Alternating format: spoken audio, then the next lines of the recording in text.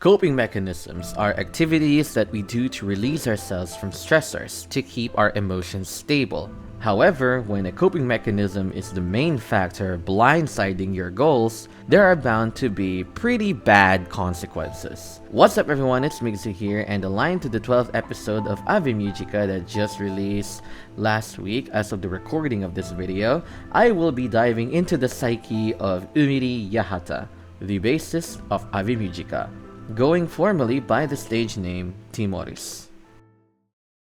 When Umiri was introduced in Bandori It's MyGO, she is presented as a high school student in the same class as Takishina. Outside of school, she presents herself with a calm and serious personality. Umiri is shown to have played bass for 30 different bands, including a named punk rock group, Disruption.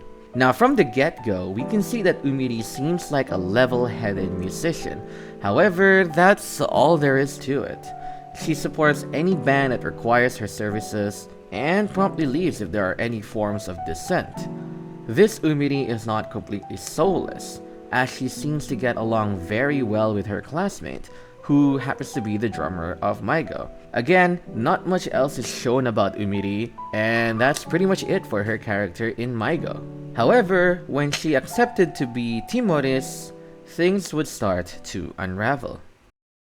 After being unveiled as the bassist of Ave Mujica during episode 1, not many are shocked, since she has already been known beforehand as the bassist of 30 other bands.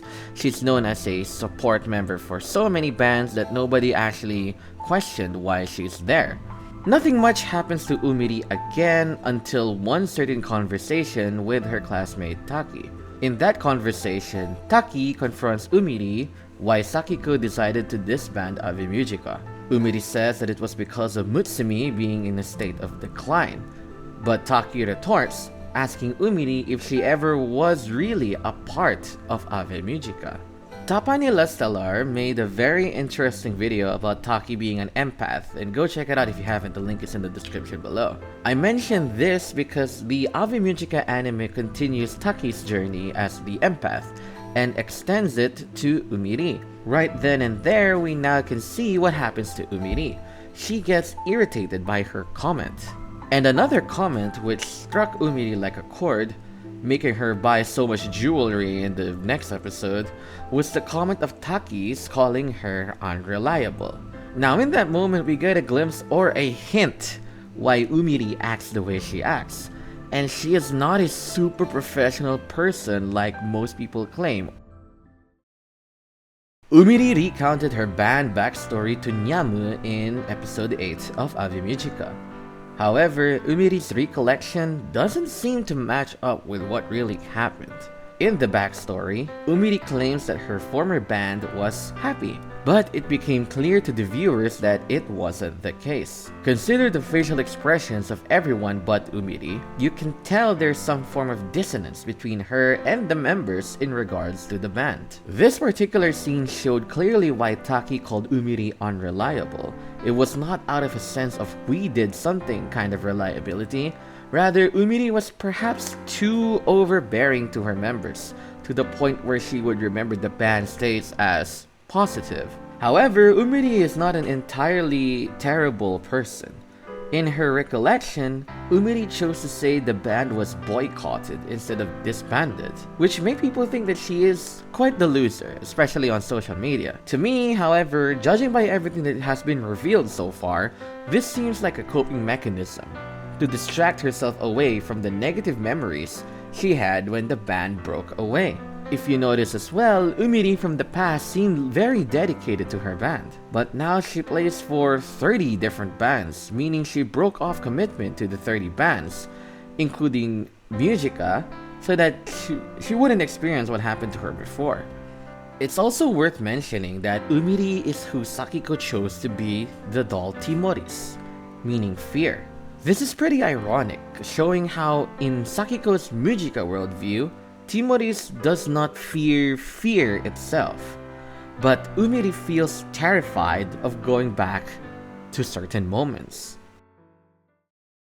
This kind of coping mechanism is real and can break someone, especially if they experience very negative backlashes of deja vu.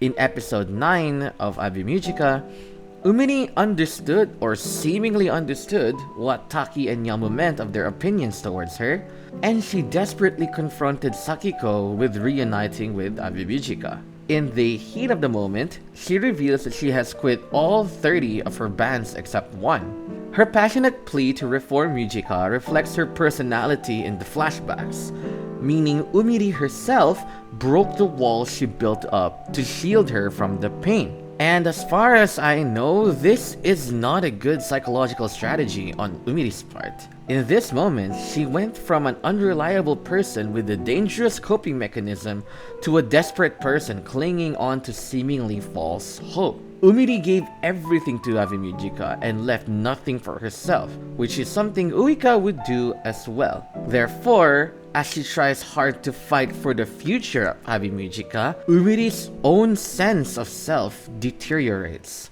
And I say that's dangerous because Umiri would eventually be left with nothing of herself as she gives away even parts of her own sense of self just to become Timoris, out of fear of losing again. In episode 11, Sakiko was given an ultimatum.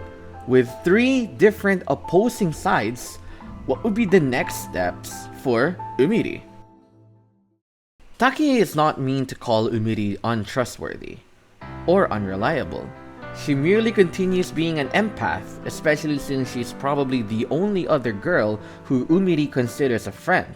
If anything, Umiri seems appreciative of Taki's interventions. On the other side, Umiri is not a loser in her actions as what social media would consider her. She is someone who has shuttled into thinking nothing was wrong, where everything went wrong, then she created a blockade up for herself. But once that wall broke down, she panicked. In the end, Umiri is a girl who just wanted the satisfaction of being in a band with people, which is a core theme that you see in all of the media regarding bandori.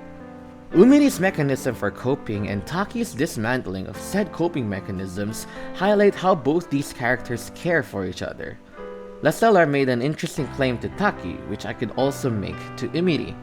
After saying everything I said, Umiri became self-sacrificial, and it's not exactly the way things have to be. Thus, we are all left with several questions. One being, what would be the endgame now for Miss Umiri? And that's it for the video, guys. I'm sorry if it was very anticlimactic, but we don't know much about if this got resolved or if nothing got resolved anyway for Ave Mujica. And this is one of the questions that I've been raising so much for the longest time when I was watching this series.